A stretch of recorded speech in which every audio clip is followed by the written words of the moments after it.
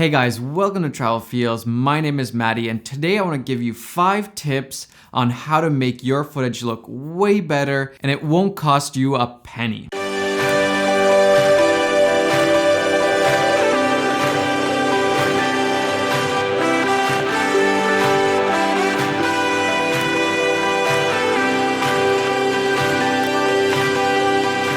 There's a lot of cinematography techniques that cost you absolutely nothing, but they can take your footage to the next level and just make your quality way higher. One of these is composition. I feel like a lot of people, when they're filming something, they're just so focused on just getting things done, they don't stop and think about what they're doing. They don't think at all about how to actually compose that shot.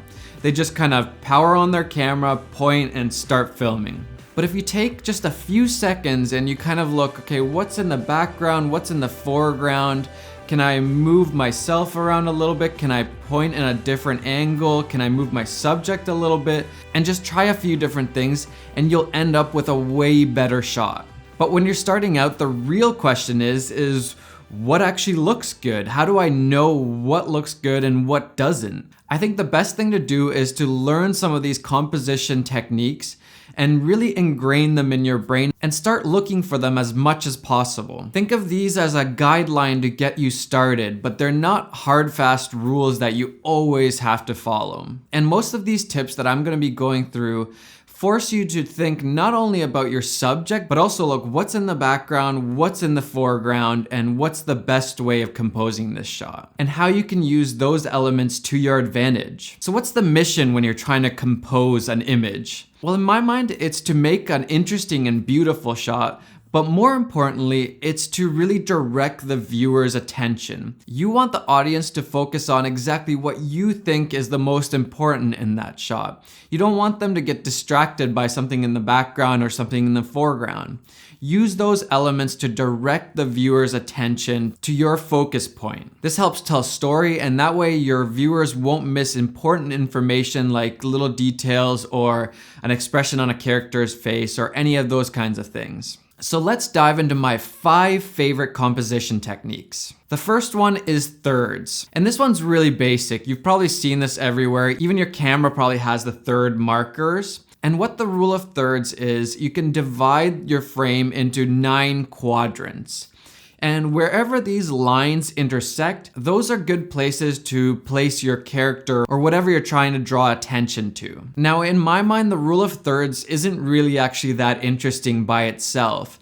But in combination with some other techniques, it can really enhance your storytelling. And to help you think about the rule of thirds, I do recommend that you put on the third markers onto your camera, even just for a little bit so you can get used to where those intersecting points are and where you should be putting your character or your point of focus. But on its own, I do think it's pretty boring. Number 2 is my favorite one, and that's leading lines.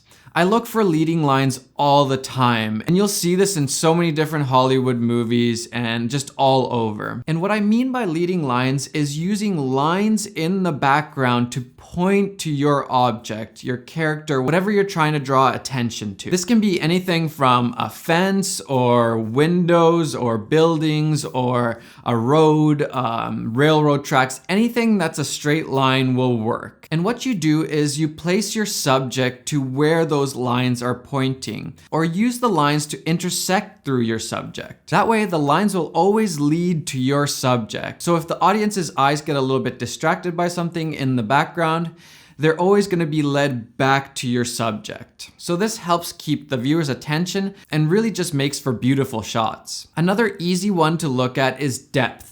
And depth often comes with leading lines, so they kind of go hand in hand, but not always. Depth is basically just having distance between your subject and the background or foreground. It helps you out with bokeh and background blur, and it just keeps the shot more interesting.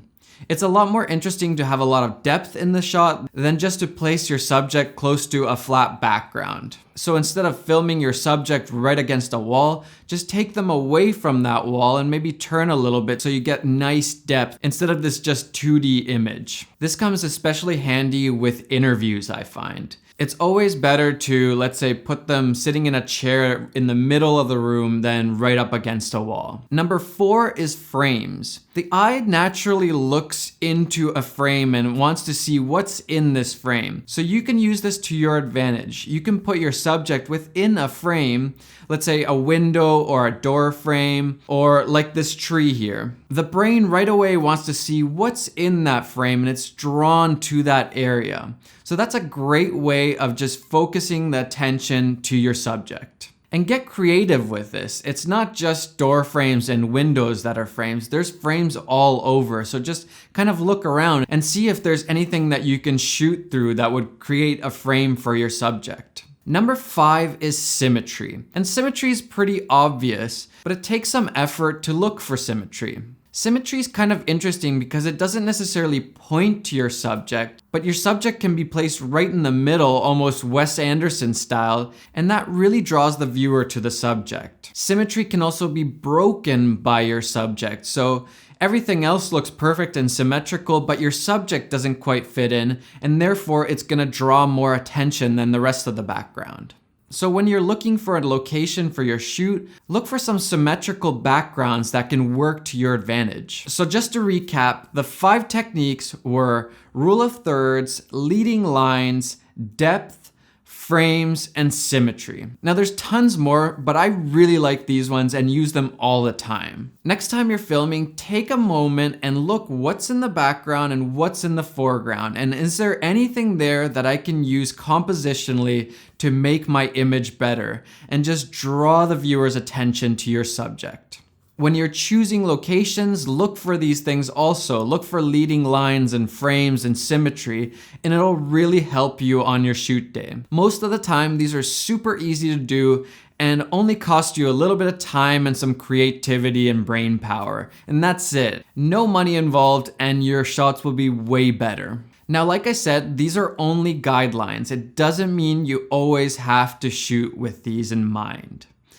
But I think you should either use them to your advantage or break them to your advantage. For example, if you wanted to create a feeling of loneliness, you could really just leave most of the frame open and place them in a corner. It makes the subject feel isolated and lonely. Whereas if you fill the whole frame, you won't get that same feeling. Or let's say you do have symmetry, and instead of placing them right in the middle, you kind of place them a little bit off to the side.